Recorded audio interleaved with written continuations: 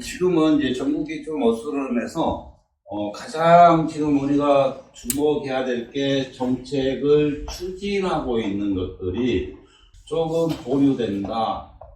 이거 보고 투자하신 분 같은 경우는 조금 검토가 필요하지 않을까 싶어요. 당분간은 지금 몇 개월이 될지는 모르잖아요. 몇 개월이 될지는 모르는데 정책 자체가 국회 동의를 받아야 되는 것들은 쉽지 않겠죠?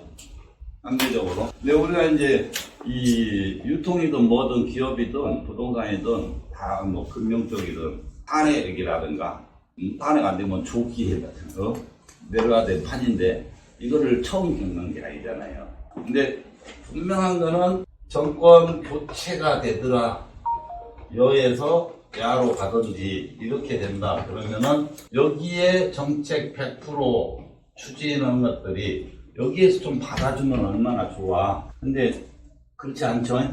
내 거가 더 중요하잖아요. 그래서 70%는 바뀐다. 여기에서 제일 크게 변화가 온다는 거죠. 기본적으로. 그래서 지금 이 여론들이 많은데 일기 신듯이 선도지고 그 자체도 지연이 된다. 또 지연이 되다 보면은 어떻게 바뀔지 몰라. 층수 제한을 또 둬볼지도 모르고. 지금 층수라는 자체가 갑자기 높아진 거거든요. 아파트 시장에서. 그런데 진보 측에서는 층수를 높이는 거를 별로 안 좋아하거든. 그래서 그런 것들이 제가 얼마 전에도 그런 이야기를 해드렸지만은 보수, 진보, 저는 정치꾼은 아니에요.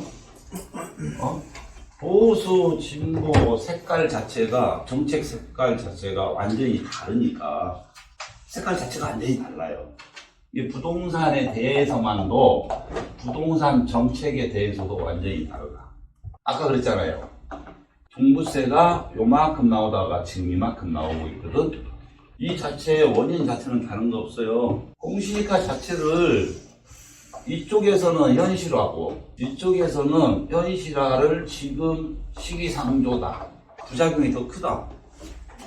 현실화 공시지가 자체를 안 올리니까 공시지가를 내리니까 또 세금이 적게 나올 수밖에 없어요. 근데 공시지가 현실화 시키면은 세금은 그대로 올라가요. 아파트 한 채 갖고 있어도. 그래서 강남 30억, 40억짜리 70대가 한 채 갖고 있다. 연금 받아서 종부세 못 내요. 우리 처음에 그런 이야기 무지하게 했잖아요. 그 현상이 오지 말한 법이 없어. 정권이 바뀌면. 사실은. 그리고 가장 큰 거는 내가 봤을 때 지금 종부세가 국회에 계류 중에 있는데 100% 이거는 반대를 하고 있었던 입장이기 때문에 통과하기는 이제 협상을 할 것이 없잖아요. 딜을 할 게 없잖아. 딜을. 주고받고. 그렇기 때문에 아마도 통과가 안 되지 않겠네요. 그러면 고가 주택들을 갖고 있으신 분들이 애로점이 좀 많이 생기지 않을까 그런 생각이 드네요. 그래서 우리가 정책적인 부분을 많이 좀 확인들 해봐야 돼요. 재건축 아파트 투자를 해놓으신 분들 많은 또 변화가 올 수도 있겠죠. 재건축 투자해 놓으신 분들이 기본적으로 자기 부담금이 늘 수 있다. 재건축 추가 이득세는 어떤 기준으로 나오죠? 조합설립 이후에서부터 어떤 기준으로 나옵니까? 1억인가 2억 이상 나오는. 이 차입금 기준이 있어요. 차입금 기준에 100원이 남았다. 그럼 50%가 세금이에요. 50%. 근데 이것도 계류 중이야. 이거를 폐지시키려고 지금 하고 있었는데 국회 계류 중에 했었거든요. 폐기시키려고. 근데 이것도 한쪽에서는 반대하고 있는 입장이거든요. 우리가 이제 직접적으로 관련이 있는 것들은 이런 것들이에요.